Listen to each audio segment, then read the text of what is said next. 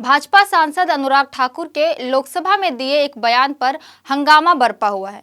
आपको बता दें कि अनुराग ठाकुर ने कहा था कि जिसकी जाति ही नहीं है वो गणना की बात कर रहा है। उन्होंने भले ही किसी का नाम नहीं लिया, लेकिन उन्होंने सीधे तौर पर सदन में विपक्ष के नेता राहुल गांधी पर निशाना साधा।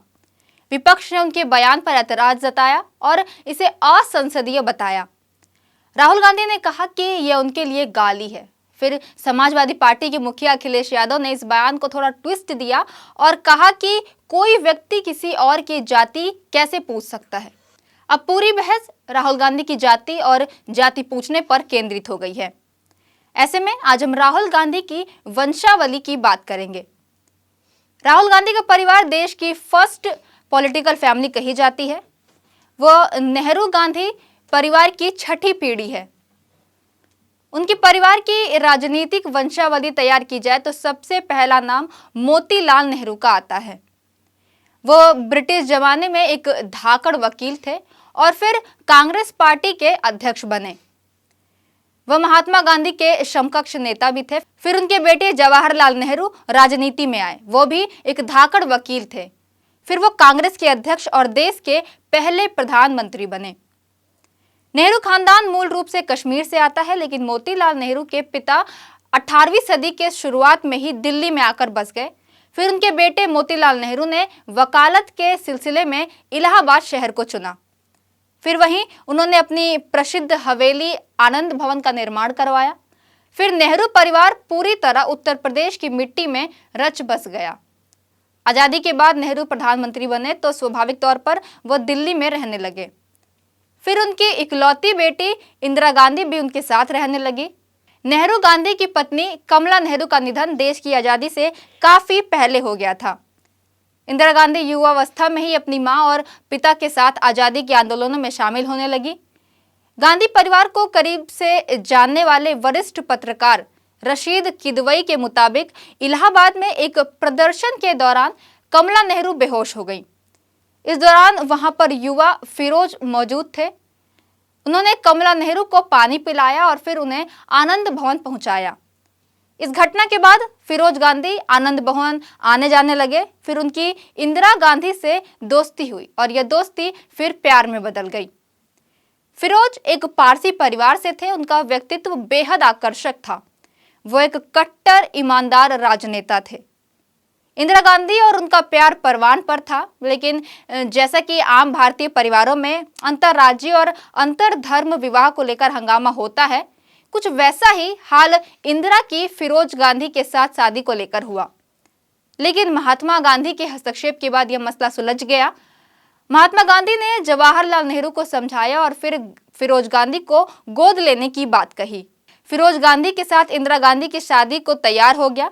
फिर 26 मार्च 1942 को आनंद भवन में इंदिरा गांधी और फिरोज गांधी की शादी हुई। इनके सरनेम के पीछे का इतिहास भी काफी लंबा है, लेकिन महात्मा गांधी के गोद लेने के बाद उनका सरनेम गांधी हो गया।